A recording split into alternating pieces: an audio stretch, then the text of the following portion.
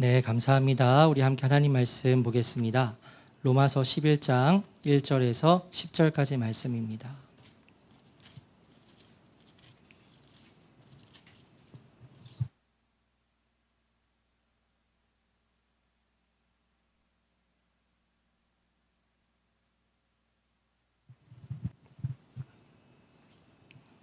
네, 로마서 11장 1절에서 10절 교독하겠습니다. 제가 먼저 읽겠습니다.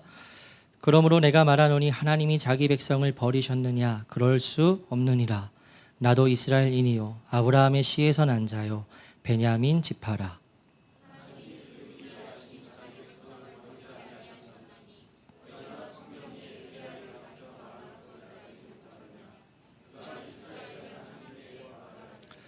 주여, 그들이 주의 선지자들을 죽였으며 주의 제단들을 헐어버렸고 나만 남았는데 내 목숨도 찾나이다 하니,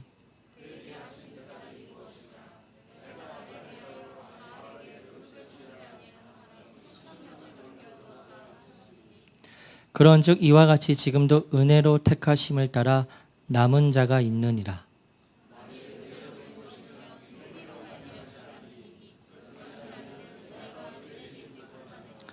그런즉 어떠하냐? 이스라엘이 구하는 그것을 얻지 못하고 오직 택하심을 입은 자가 얻었고 그 남은 자들은 우둔하여 졌느니라.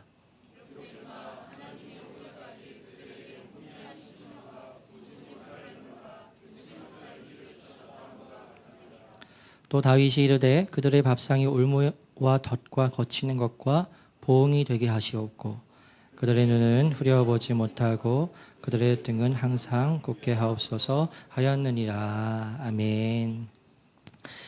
네, 계속해서 로마서 말씀을 나누고 있습니다. 로마서 말씀 다시 전체적으로 보면 크게 세 부분으로 나눌 수 있습니다. 로마서 1장부터 8장까지는 구원에 대한 총론의 말씀이고요. 그리고 9장부터 11장까지 두 번째 부분인데 이스라엘 민족과 관련된 메시지이고요. 그리고 12장부터 16장까지는 구원받은 그리스도인의 삶이라는 주제로 말씀이 기록되어 있습니다. 그런데 이 첫 번째, 두 번째, 세 번째 부분 중에 제가 개인적으로 볼 때 가장 어렵고 그리고 지난한 부분이 아마 이 두 번째 부분이 아닌가 생각을 해요. 오늘부터 이제 11장 말씀을 나누게 될 텐데요. 오늘의 말씀을 통해서 이스라엘을 향한 그리고 오늘날 우리를 향한 하나님의 마음을 분명히 깨닫게 되는 은혜가 있기를 원합니다. 지난주에 한 국제 뉴스가 보도가 되었어요. 지난주에 참 많은 뉴스들이 있었죠. 일본의 오염수 방류 소식도 있었고요. 여러 가지 소식이 있었는데 한 뉴스가 보도가 되었습니다. 그것은 러시아의 그 프리고진이라는 이름을 가진 사람이 비행기 폭발 추락으로 죽었다는 소식이었습니다. 여러분, 프리고진이라는 이 사람이 어떤 사람인지 아십니까? 러시아의 그 바그너라는 그룹의 수장입니다. 근데 이 사람의 그 죽음이 국제적으로 긴급 보도가 되고 뉴스가 된 이유는 그가 가진 상징성 때문인데요. 이 프리고진은 러시아에 말씀드렸듯이 바그너 그룹의 대표로서 이제까지 계속 진행되고 있는 러시아 우크라이나 전쟁에 깊숙이 연관이 된 인물이었습니다. 그래서 아시는 분은 아시겠지만 바그너 그룹 내에서 사병들을 훈련시킵니다. 그리고 그 많은 사병들을 러시아 우크라이나 전쟁에 투입을 시켜서 이제 나라에 도움이 되게 했던 역할을 한 사람이에요. 그런데 이상하게 6월 말에 이 프리고진이라는 사람이 러시아에 반란을 시도합니다. 갑자기 돌변을 해서 자신의 나라 수도인 모스크바를 향해서 사병들을 데리고 진격하기 시작하는 거예요. 그래서 그 반란이 끝까지 진행되지는 않고 중간에 멈추기는 했지만 그때 굉장히 해외에 큰 이슈가 되었습니다. 지금 러시아에서 내부 분열이 일어나고 있다 하면서 대서특필했었던 기억이 나요. 그런데 그 반란을 주도했던 대표자인 프리고진이 탄 개인 여객기가 이유 모를 폭발을 하게 되어서 죽게 된 거죠. 그래서 많은 사람들이 이 비행기 폭발을 두고 단순한 사고로 보지 않고 러시아의 푸틴 대통령이 손을 쓴 것이 아니겠냐는 추측을 하기도 합니다. 이번 주에 제가 우연히 한 영상을 보았어요. 푸틴 대통령이 인터뷰를 했던 영상이었는데요. 그 인터뷰 질문자가 푸틴 대통령이 이렇게 질문을 합니다. 각하는 용서도 해줍니까? 이렇게 질문을 해요. 그러니까 대답을 하기를 가능하지만 한 가지는 용서를 못한다라고 대답을 합니다. 그래서 다시 질문을 합니다. 어떤 것이 용서가 불가능하죠? 라고 질문을 했을 때 숨도 쉬지 않고 배신자라고 짧게 말합니다. 배신자는 절대 용서 못한다는 거예요. 이 인터뷰 영상을 통해서 푸틴 대통령이 어떠한 사람인지 추측해 볼 수 있는 거지요. 그래서 나라의 국운을 건 전쟁에서 나라를 배신하고 반란을 일으킨 그 사람을 이 푸틴 대통령이 손을 써서 죽게 했다는 합리적인 추론을 하게 되는 거죠. 진실은 그 누구도 정확히 알지는 못하지만 이 추론이 정말 맞다면 그 대통령은 자신에게 반역을 일으킨 그 부하를 처리한 겁니다. 복수를 감행한 거죠. 왜 이런 말씀을 드리느냐 하면은요, 지난주 본문에서 함께 나누었던 말씀을 통해서 우리가 깨닫게 되는 메시지는 하나님의 사랑이었습니다. 마지막에 하나님의 사랑이었어요. 지난주 본문 말씀을 보면 복음에 순종하지 않는 유대인들을 향해서 바울이 고발을 합니다. 이스라엘은 분명히 그 어떤 민족보다 가장 앞서서 그리고 가장 가까이에서 예수님의 복음을 들었으면서도 복음을 완강히 거부하고 자기의 의를 끝까지 세우려는 모습으로 하나님 앞에 뻣뻣이 고개를 들고 있는 거죠. 그러한 반응을 보이는 이스라엘에게 하나님께서 내리실 수 있는 마땅한 반응은 이스라엘에게 심판을 내리고 그 이스라엘을 버려버리시는 겁니다. 방금의 러시아에 추론되는 이야기처럼 하나님께서도 얼마든지 이스라엘을 그렇게 하실 수가 있는 거죠. 그러나 놀라웠던 것은 로마서 10장 마지막 21절 말씀을 보면 하나님께서는 지금 순종하지 아니하고 자신을 향하여 거슬러 말하고 있는 이스라엘을 향하여서 종일 두 팔을 벌리고 기다리고 계신다는 겁니다. 우리 21절 말씀 다시 한번 읽어보겠습니다. 시작. 이스라엘에 대하여 이르되 순종하지 아니하고 거슬러 말하는 백성에게 내가 종일 내 손을 벌렸노라 하였느니라. 아멘. 놀랍게도 하나님께서는 자신에게 불순종하고 자신을 거스르는 백성을 향해 계속해서 두 팔을 벌리고 계시다는 거죠. 그리고 이어서 바울은 11장 1절에서 분명하게 이와 같이 선포를 하는데요. 11장 1절 상반절 부분만 우리 함께 읽겠습니다. 시작. 그러므로 내가 말하노니 하나님이 자기 백성을 버리셨느냐? 그럴 수 없느니라. 아멘. 방금 읽은 말씀에서 바울은 하나님이 자기 백성을 버리셨느냐라고 스스로 질문을 던진 다음에 곧바로 대답하기를 그럴 수 없느니라라고 이렇게 말하고 있습니다. 이 구절은 헬라어 메게노이토를 번역한 구절인데요. 더 정확하게 번역을 하면 절대로 그럴 수 없다는 그러한 의미입니다. 무슨 말일까요? 하나님께서 자기 백성을 버리시고 자기 백성에게 보복하신다는 것은 절대로 있을 수 없는 당치도 않은 말이라는 겁니다. 여러분, 바울이 이렇게 강력하게 하나님께서 이스라엘을 절대 버리실 수 없다고 말할 수 있는 근거가 있다면 그 근거는 무엇일까요? 먼저 선하신 하나님에 대한 바울의 신뢰 때문이었습니다. 하나님께서 자신이 백성으로 삼으신 자들이 배신을 했다고 해서 그 백성들을 가차없이 내버리시고 짓밟으신다면 대체 그 하나님께서 인간들과 다를 바가 도대체 무엇이겠는가라는 그러한 생각이 있었을 테고요. 두 번째로 바울이 하나님께서 절대 이스라엘을 버리실 수 없다고 확언을 했던 두 번째 이유는 바울 자기 자신이 몸소 그에 대한 증거가 되기 때문입니다. 하나님께서 이스라엘을 버리신 것이 아니라는 것을 바울은 자기 자신을 통해서 증거하는 거예요. 그래서 11장 1절 하반절을 보면 바울이 이렇게 이야기합니다. 함께 읽겠습니다. 시작. 나도 이스라엘인이요 아브라함의 씨에서 난 자요 베냐민 지파라. 아멘. 바울이 말합니다. 나도 이스라엘 사람이라는 겁니다. 이는 자기도 이스라엘에 속하지만 하나님께서 바울을 버리지 않으셨다는 것입니다. 다시 말하면 나를 봐. 나도 이스라엘인데 버리지 않으셨잖아 하고 말하고 있는 거예요. 또 바울은 두 번째로 이스라엘 중에서 자신은 특별히 아브라함의 씨에서 난 자라 말합니다. 그 당시에 유대인들은 두 종류가 있었습니다. 혈통적인 유대인, 그리고 중간에 개종을 한 유대인들이 있었어요. 근데 바울은 어디에 속한다는 겁니까? 자신은 혈통적인 유대인에 속한다는 겁니다. 그리고 마지막으로 자기 자신을 어떤 지파라고 소개하지요? 베냐민 지파라고 소개를 하고 있는데요. 베냐민 지파라는 것은 태생적, 혈통적 유대인 중에서도 진짜 이스라엘이라는 것을 보여주는 거예요.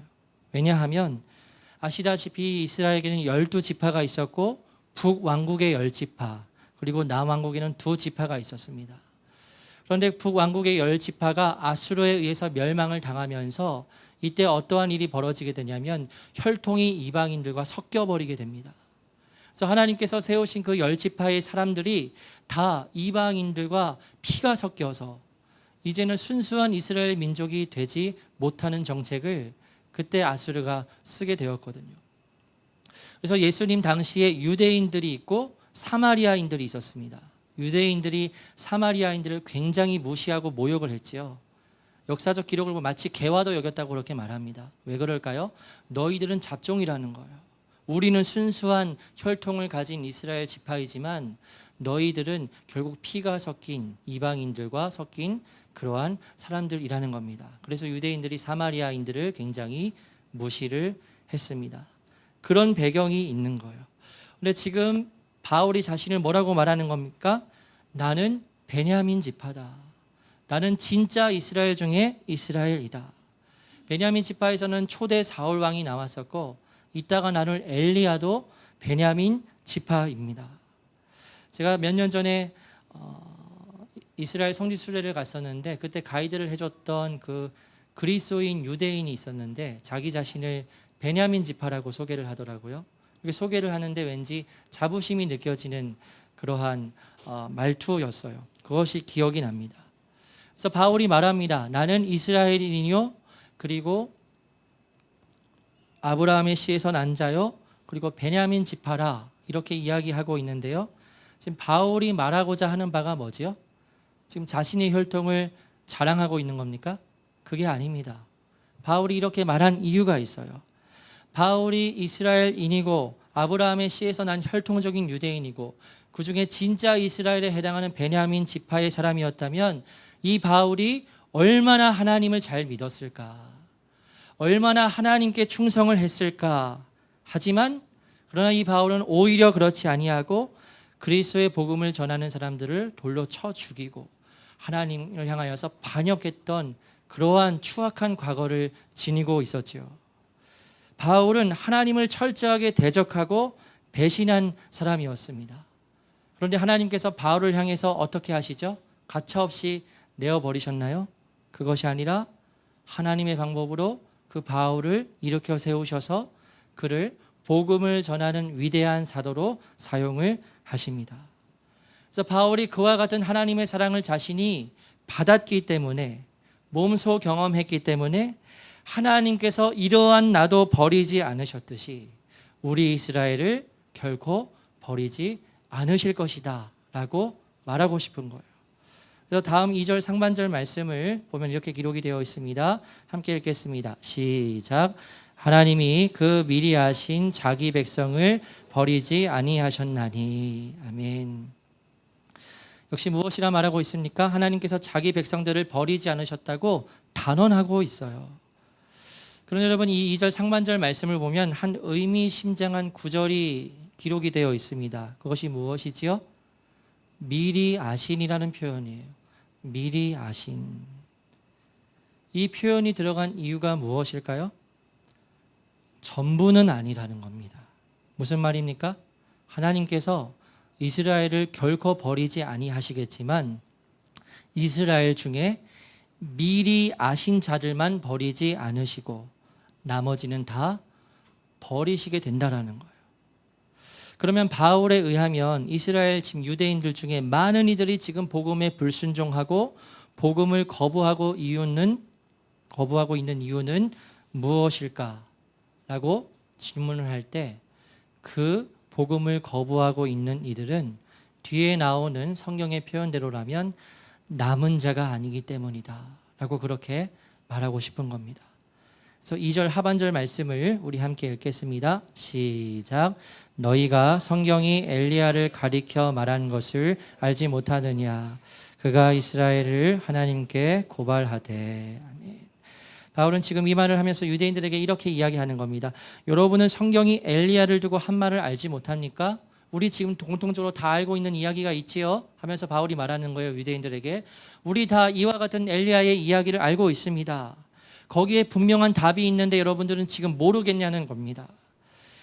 엘리야가 지금 어떻게 했다고 나오지요? 하나님 앞에서 이스라엘을 고발을 했다는 거지요. 여러분, 고발한다는 것은 내가 상대방을 향하여서, 그 고발하는 대상을 향하여서 이미 내 마음 안에서는 그 사람을 정죄하고 판단하고 있는 것을 말하는 겁니다. 내가 고발을 했어요. 그 사람은 내 마음에서 이미 죄인이에요. 이미 내가 정죄하고 있고 내가 이미 판단을 내리고 있는 겁니다. 여러분, 놀랍게도 하나님으로부터 이스라엘을 향해 하나님의 말씀을 선포하라고 부르심을 받은 엘리야 선지자가 지금 누구를 고발하고 있다는 겁니까? 이스라엘 백성들을 하나님께 고발하고 있다는 거예요. 이스라엘 백성들을 향해서 하나님의 말씀을, 하나님의 마음을 가지고 선포해야 할 엘리야 선지자가 왜 그 이스라엘 백성들을 하나님 앞에서 고발하고 있을까? 그 이유가 그 다음 3절에 나옵니다. 3절 말씀 읽겠습니다. 시작. 주여, 그들이 주의 선지자들을 죽였으며 주의 제단들을 헐어버렸고 나만 남았는데 내 목숨도 찼나이다 하니. 아멘. 지금 무슨 상황들일까요? 하나님께서 선지자를 보내는 즉시 이스라엘 백성들이 다 그 진짜 하나님께서 보내신 선지자들을 다 잡아 죽이는 겁니다. 이때 이스라엘의 왕이 누구였는지 아시죠? 아합 왕이었어요. 이스라엘이 영적으로 가장 어두웠던 때가 있었는데 그 중에 한 때가 바로 아합 왕 때였습니다. 그때 하나님께서 수많은 선지자들을 백성에게 보내시는데 이스라엘 백성들은 끊임없이 그 선지자들을 죽였습니다. 그리고 하나님의 제단의 성전을, 하나님의 제단을 다 헐어버립니다. 다 헐어버리고 그 자리에 무엇을 세우죠? 바알과 아세라의 우상을 그 자리에 세우고 바알과 아세라를 숭배하는 일들을 이스라엘 백성들이 행하는 겁니다. 선지자를 다 잡아 죽였어요. 한 사람 남았습니다. 그 한 사람이 누구냐면 엘리야죠. 근데 그 엘리야마저도 이스라엘 백성이 잡아 죽이려고 하는 거예요. 이 정도면 엘리야가 고발을 할 만하지요. 엘리야는 지금 이스라엘 백성들의 모습을 보면서 그 이스라엘 백성들의 완고함 그리고 완악함, 이것에 대해서 도저히 정신을 차릴 수가 없는 겁니다. 도저히 이해가 되지 않고 이스라엘 백성들의 그 완악함을 용납할 수가 없는 겁니다. 그래서 어떻게 이렇게 완악할 수가 있는가? 어떻게 이렇게 악할 수가 있는가? 그래서 이 엘리야는 이 이스라엘 백성에게 도저히 소망이 없다고 판단하고 자신의 마음에서 이스라엘 백성들을 지워버려요. 지워버립니다. 그리고 하나님께 뭐 하고 있는 거죠? 심판해달라고 고발하고 있는 거예요. 너무나 마음이 괴롭고 너무나 이스라엘 백성들이 완악하고 악한 겁니다. 그래서 그렇게 엘리야 선지자가 이스라엘 백성들을 하나님 앞에서 고발을 했을 때 하나님께서 이스라엘 향해서 말씀을 하시는데 뭐라고 말씀을 하셨을까요? 그게 오늘 본문 4절의 말씀입니다. 우리 4절 읽겠습니다. 시작. 그에게 하신 대답이 무엇이냐? 내가 나를 위하여 바알에게 무릎을 꿇지 아니한 사람 7,000명을 남겨두었다 하셨으니. 아멘. 여러분, 방금 읽은 말씀을 보면 하나님께서 나를 위하여 라고 이렇게 말씀을 하세요. 무슨 뜻입니까? 하나님께서 자기의 영광을 위하여 라는 뜻입니다. 하나님께서 자신의 영광을 위해 몇 명을 남겨두셨습니까? 7,000명을 남겨두셨다는 겁니다. 여러분, 그 당시에 이스라엘 민족의 수가 몇 명이었을까요? 한 200만 명이 출애굽했지요. 가나안 땅에 이제 정착을 했을 때 200만 명 이상의 백성들이 있었을 겁니다. 그런데 그 200만 명 중에 몇 명이요? 7,000명을 하나님께서 남겨두셨다는 거예요. 엘리야는 그 말을 듣고 충격에 빠졌을 겁니다. 왜냐하면 자기 혼자 남았다고 생각을 했거든요. 나 혼자야.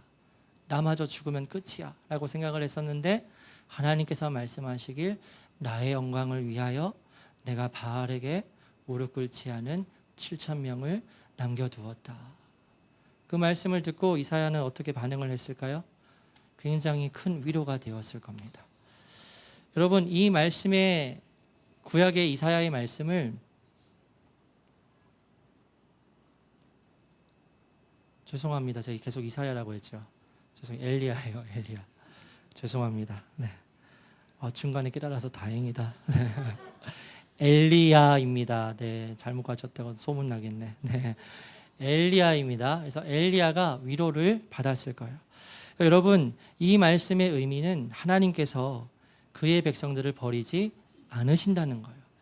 하나님께서 선지자를 보내는 즉시 다 이스라엘 백성이 잡아 죽입니다. 어떻게 그렇게 악해요? 근데 하나님께서는 이스라엘 민족을 버리지 아니하시고 바알에게 무릎을 꿇지 아니한 7,000명을 남겨두셨다는 거죠. 그 이야기를 바울이 끌고 와서 인용해서 말하는 겁니다. 뭐라고 말하고 싶은 거죠? 가장 영적으로 어두웠던 아합 왕이 다스리던 시절에도 하나님께서 7,000명을 남겨두셨다면 지금도 어디인지는 모르겠지만 하나님께서 남겨두신 남은 자가 분명히 있다는 거예요. 그렇기 때문에 하나님께서는 이스라엘을 절대 버리실 수가 없으시다. 절대 포기하지 않으실 것이다 라고 바울이 말하고 있는 거죠. 그래서 5절에서 이와 같이 이야기합니다. 읽겠습니다. 시작. 그런즉 이와 같이 지금도 은혜로 택하심을 따라 남은 자가 있느니라. 아멘. 바울이 말합니다. 이와 같이 많은 이야기가 함축되어 있지요. 하나님께서 하나님의 영광을 위해서 7,000명을 남기셨듯이 지금도 은혜를 따라 남은 자가 있다는 겁니다. 여기서 말하는 지금은 언제예요? 바울이 살아가던 때였지요. 하나님께서 엘리야 시대에 이스라엘 중 일부 7,000명을 남기신 것처럼 바울이 살던 그 시대에도 몇 명인지는 모르겠지만 하나님께서는 남은 자를 허락하시고 그 남은 자들을 두셨다는 겁니다. 그래서 이 말씀의 분명한 뜻은 구원의 대상은 전체 이스라엘이 아닌 거예요. 전체 이스라엘은 구원의 대상이 아닙니다. 그럼 구원의 대상은 누구이죠? 하나님께서 남기신 남은 자들이라는 거예요. 계속해서 다음 말씀을 살펴보겠습니다. 6절입니다. 6절 읽겠습니다. 시작. 만일 은혜로 된 것이면 행위로 말미암지 않음이니 그렇지 않으면 은혜가 은혜되지 못하느니라. 아멘. 주위 상황을 보게 될 때 다 끝난 것 같은 겁니다. 하나님을 믿는 진정한 믿음을 가진 사람이 한 명도 없어 보이는 겁니다. 그렇게 보일지라도 그런 상황 가운데에서 이스라엘 백성들이 구원을 받을 수 있을 것이라 희망을 가질 수 있는 이유는 오직 하나님의 은혜 때문이다 라고 말하고 있는 거예요. 오직 하나님의 은혜 때문이다. 만약 인간의 의나 인간의 행위로 구원이 이루어지게 된다면 이스라엘 백성에게서는 전혀 희망을 찾아볼 수 없을 겁니다. 다 멸망하고 말 겁니다. 그러나 구원은 오직 하나님의 은혜로 이루어지기 때문에 정말 암울한 현실 가운데에서도 한 줄기의 희망을 가질 수 있다는 거죠. 그러면 우리가 여기까지 말씀을 이해할 때 이렇게 질문을 해볼 수 있습니다. 그러면 하나님께서 소수의 남은 자만 구원해 주시는 것이 아니라 전부를 그냥 다 구원해 주시면 되는 거 아닙니까? 라고 말할 수 있죠. 왜 하나님께서는 소수의 남은 자들만 구원해 주시지요? 그냥 전부 다 그냥 구원해 주시면 안 돼요? 사랑이 크시다면서요. 라고 그렇게 말할 수 있지요. 실제로 기독교에서 말하는 여러 가지 구원론이 있는데요. 그 중에 하나가 어떤 구원론이냐면 만인 구원론이라는 것이 있습니다. 이 만인 구원론은 무엇이냐면요. 하나님께서는 결국 세상에 모든 사람들을 다 구원해 주실 것이라고 말하는 주장입니다. 그러나 이와 같은 만인 구원론은 오늘 본문의 말씀에 근거해 볼 때 완전히 반대가 되는 거죠. 그런데 이러한 생각을 하고 이러한 주장을 하는 사람들이 있어요. 은혜로 소수만 구원해 주시기보다 은혜로 다수를 모든 이들을 구원해 주시면 안 되나? 하고 그렇게 생각을 하고 주장을 하는 거죠. 여러분은 어떻게 생각을 하십니까? 그러나 하나님께서는 그렇게 하지 않으신다는 겁니다. 우리는 주장을 할 때, 그리고 우리는 생각을 할 때 오직 기록된 하나님의 말씀을 기준으로 생각하고 주장할 수 있어야 합니다. 기록된 말씀을 보면 구원에 대해서 하나님께서는 어떠한 생각을 가지고 계시지요? 이 세상에 있는 모든 사람들이 다 구원을 받기를 원하십니다. 원하세요. 그러나 모든 이들을 다 구원하시겠다고는 말씀하지 않으십니다. 그래서 7절 말씀을 보면 오직 하나님의 은혜로 예비하신 믿음의 사람들이 있는 동시에 대다수의 남아있는 이스라엘 백성들은 어떻게 되었다고 말하고 있지요? 우둔하여졌다고 말하고 있어요. 대부분 이스라엘 백성들은 여전히 마음이 완악한 상태에 있다는 거죠. 그리고 8절에서 이와 같이 이야기합니다. 함께 읽겠습니다. 시작. 된 바 하나님이 오늘까지 그들에게 혼미한 심령과 보지 못할 눈과 듣지 못할 귀를 주셨다 함과 같으니라. 아멘. 하나님께서 그들이 누구죠? 남은 자가 아닌 대다수의 사람들에게 보지 못할 눈과 혼미한 심령과 듣지 못할 귀를 주셨다는 신명기와 이사야 말씀을 인용하여서 바울이 말씀을 전하고 있습니다. 이 말씀은 무엇을 의미하냐면요, 하나님을 거역하고 있는 대다수의 사람들의 모습에 대해서 말하고 있는 겁니다. 여러분, 하나님께서는 우리를 만드실 때 우리가 복음을 듣게 될 때 그 복음을 믿고 수용할 수 있게도 하셨고, 우리가 듣게 된 그 복음을 거절하게도 만드셨습니다. 자유의지를 주셨어요. 그래서 어떤 사람들이 복음을 듣게 될 때 결국에는 반응이 두 부류로 나누어지지요. 그 복음에 듣고 순종하고 믿음으로 역사하여서 구원받은 사람이 되든지, 똑같은 복음의 말씀을 듣는데 어떠한 사람은 그 복음을 듣지 아니하고 순종하지 아니하고 그 복음을 튕겨내는 사람들이 있어요. 인간은 자유의지를 가지고 있기 때문에 그렇습니다. 근데 이 방금의 말씀은 어떠한 의미냐면, 하나님을 거역하는 사람들을 향해서 하나님은 그들을 내버려 두신다는 겁니다. 내버려 두신다. 계속해서 거역하려고 하는 사람들을 향해서 하나님께서는 내버려 두신다는 겁니다. 그러나 내버려 두시는 하나님의 본 마음은 어떨까요? 계속 두 팔을 벌리고 계신 겁니다. 계속해서 두 팔을 벌리고 계신 거예요. 그래서 방금 8절을 보면 표현 중에 어떤 게 나오냐면요, 오늘까지라는 표현이 나옵니다. 무슨 말이죠? 오늘까지 혼미한 심령과 보지 못할 눈과 듣지 못할 귀로 반응을 했다면, 이제부터는, 오늘까지는 그랬지만 이제부터는 복음의 뜻을 믿고 받아들이게 되기를 바라시는 하나님의 간절한 마음을 바울이 지금 말하고 있는 거예요. 지금까지는 듣지도 못했고 보지는 못했지만 지금부터는 밝히 보고 분명히 들을 수 있게 되기를 하나님께서는 원하시고 바울도 동일한 마음을 가지고 있다는 거죠. 그래서 여러분, 오늘의 이 본문의 말씀이 오늘날 우리에게 전달하는 메시지는 무엇일까요? 오늘날 이 로마서 11장 1절에서 10절까지의 말씀을 우리에게 어떻게 적용할 수가 있겠습니까? 그것은 오늘 설교의 제목대로 우리 모두 남은 자로서 설 수 있어야 한다는 겁니다. 여러분, 항상 기독교 역사 속에서 구원에 이르게 된 사람들은 항상 소수였습니다. 이 부분에 대해서는 제가 몇 차례 주일 예배에도 계속해서 말씀을 드렸어요. 늘 구원을 받은 자들은 소수였다. 200만 명이 출애굽했습니다. 가나안 땅에 몇 명 들어갔지요? 단 2명이 들어갔어요. 200만 명 중에 2명이 들어갔습니다. 소수예요.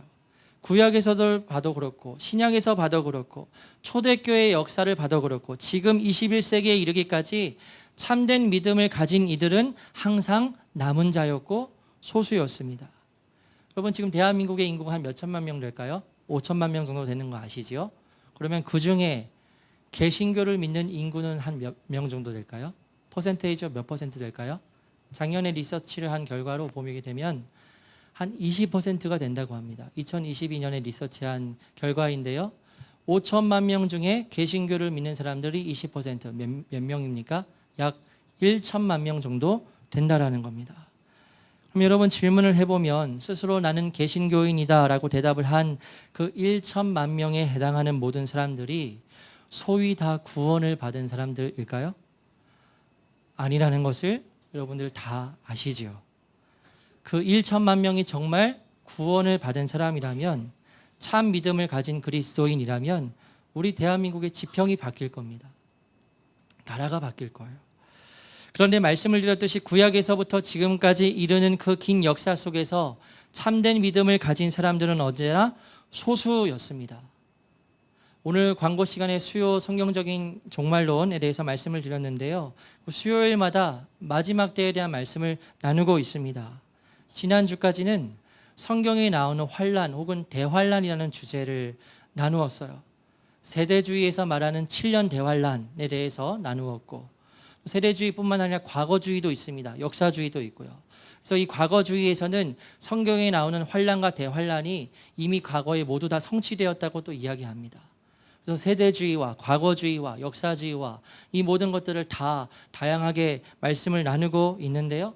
다음번부터는 이제 무엇에 대해서 다루려고 하면 휴거에 대해서 다루려고 해요. 휴거. 여러분 휴거에 대해서 한번 들어보셨습니까?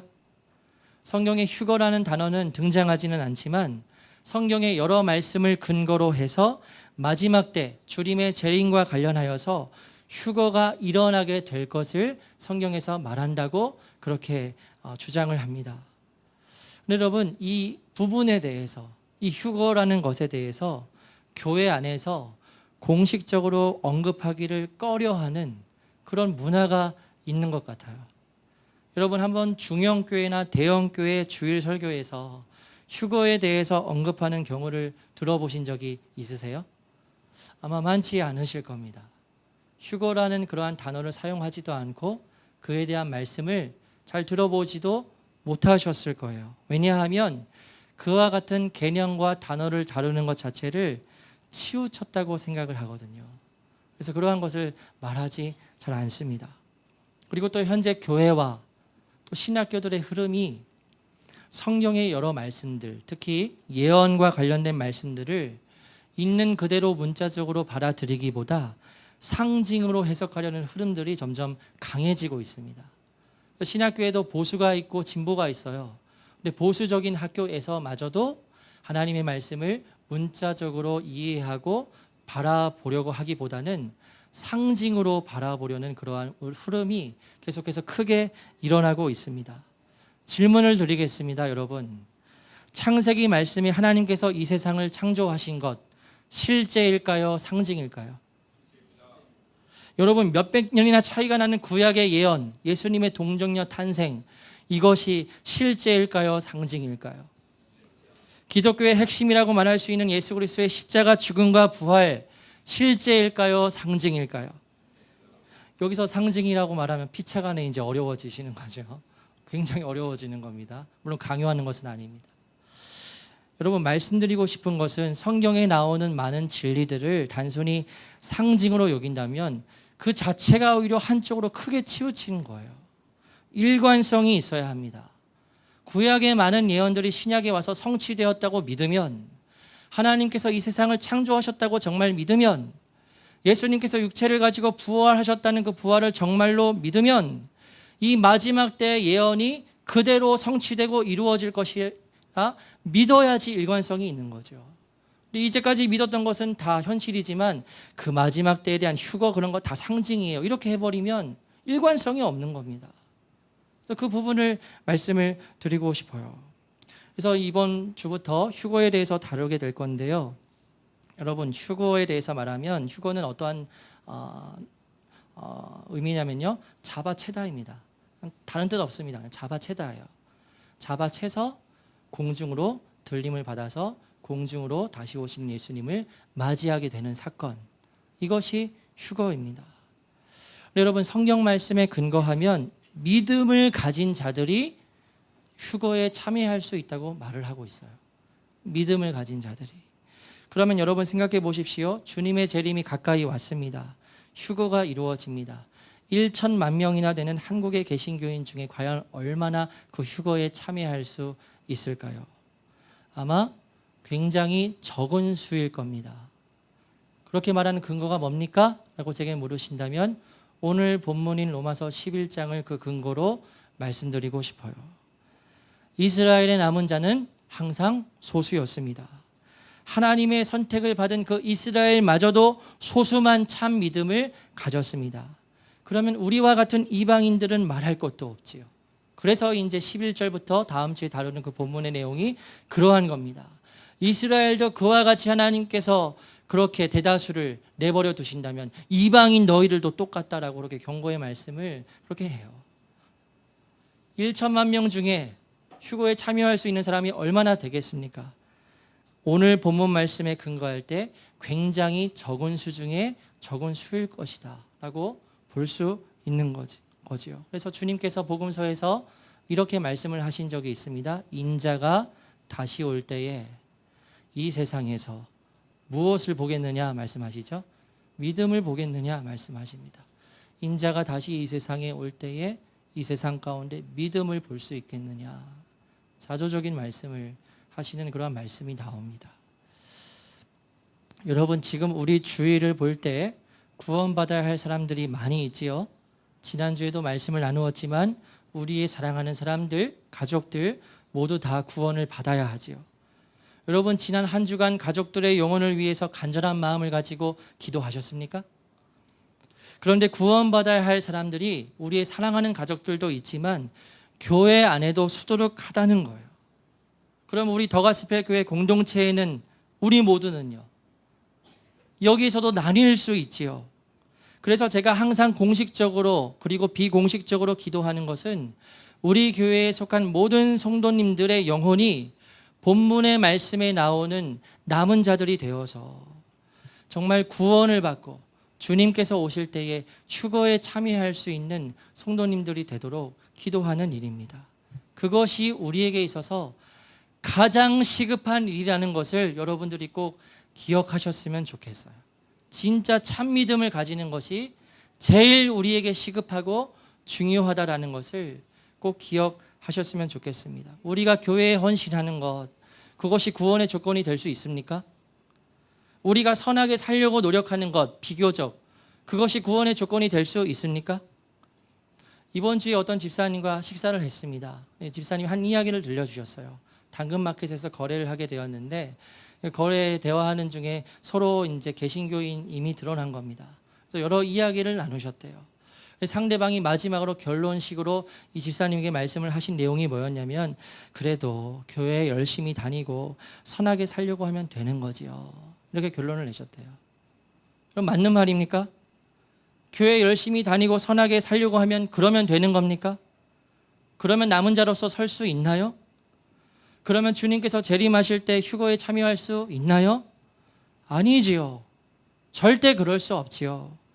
그래서 여러분, 우리가 늘 기억하고 기도하고 정말 간절히 갈망해야 하는 것은 지금 내가, 다른 사람도 아니고 지금 내가 하나님 앞에서 남은 자로 서게 되는 일입니다. 내가요. 내가 남은 자로 서게 되는 일입니다. 법 없이도 살 수 있는 분 아마 여기에 계실 겁니다. 세상 사람들 가운데도 그런 사람들 있습니다. 그러나 하나님 앞에 남은 자로 서게 되는 것은 그러한 것이 아닙니다. 하나님께서 우리를 구원하시기 위해 자신의 하나뿐인 아들을 희생시키시면서까지 주시려고 한 그리스도의 복음을 우리가 듣게 되고 믿을 때, 그리고 우리의 입으로 어떠한 상황에서든 예수 그리스도를 주라 시인하고 고백할 수 있을 때, 우리는 그때 남은 자로서 하나님 앞에 설 수 있게 되는 거죠. 그래서 반드시 거듭나야 합니다. 회개와 믿음으로 반드시 거듭나야 합니다. 내가 정말 죄인 중에 죄인이라는 것을 정말 깨닫는 은혜가 우리에게 있어야 합니다. 내게 해를 저한 저 원수, 정말 나쁜 놈, 죽일 놈, 그 죽일 놈보다 내가 더 악인이고 죽일 놈이라는 사실을 정말로 깨달아야 돼요. 그러니까 비판할 수 없는 겁니다. 정죄할 수 없는 거고요. 높은 마음을 가질 수가 없는 겁니다. 그 어떠한 상황에서도요.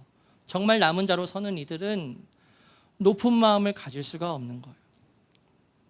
예수 그리스도의 십자가 복음을 생명으로 붙드는 겁니다. 누가 뭐라 하지 않아도 매일마다 하나님 앞에서 십자가 붙들고 회개하는 심령으로 서게 되는 겁니다. 오늘 교회학교 설교의 아이들한테 말해, 매일 회개 기도해라. 죄는 지나가는 것도 아니고 저절로 사라지는 것도 아니고 하나님 앞에서 쌓여가는 거야. 그렇게 죄가 쌓여지게 되면 너희들이 예수님을 만나는 장애물이 돼. 날마다 회개기도 해야 해 라고 제가 말씀을 나누었어요. 우리도 마찬가지입니다, 여러분. 우리가 정말로 남은 자로 서게 된다면 누가 뭐라 하지 않아도 날마다 십자가 붙들고 회개할 거예요. 날마다 기도에 깨어있기를 힘쓸 것이고, 날마다 하나님의 말씀을 기준으로 오늘도 하나님의 뜻에 살아야겠다는 그러한 목적과 삶의 분명한 가치관을 가지고 하루하루를 살아갈 것입니다. 하나님께서 내게 원하시는 것이 무엇인가, 그것을 구하고, 비전을 구해도 내 뜻이 아니라 하나님께서 주시는 비전이 무엇인가, 그것을 구하고, 내가 결혼을 해도 직장을 가져도 하나님의 뜻 가운데에서 하나님의 인도하심을 받기를 원한다라는 마음으로 오직 하나님의 뜻을 따르는 자들이 마지막 때에 남은 자로서 서게 되는 겁니다. 그런데 그렇게 되는 비결은 거듭나는 거예요. 회개와 믿음으로 반드시 거듭나야 한다 라는 이 말씀을 우리가 꼭 기억하게 되기를 원합니다. 오늘 본문의 말씀을 보게 되면요, 하나님께서 소수의 남은 자들만 선택하시고 그 소수의 사람들만 구원해 주시는 분으로 생각할 수 있는 여지가 있는데요, 그렇지 않다는 것을 말씀드리고 싶습니다. 만약 그렇다면 이렇게 생각을 할 수도 있지요. 내 지금 사랑하는 가족들이 지금 믿음을 갖지 못하는 것은 하나님께서 선택을 해주지 않으셔서 그런 것인가? 그런 것이 아니죠. 말씀을 나누었지요. 하나님께서는 지금 아직 구원받지 못한 이들을 향해서 종일 두 팔을 벌리고 계시다는 겁니다.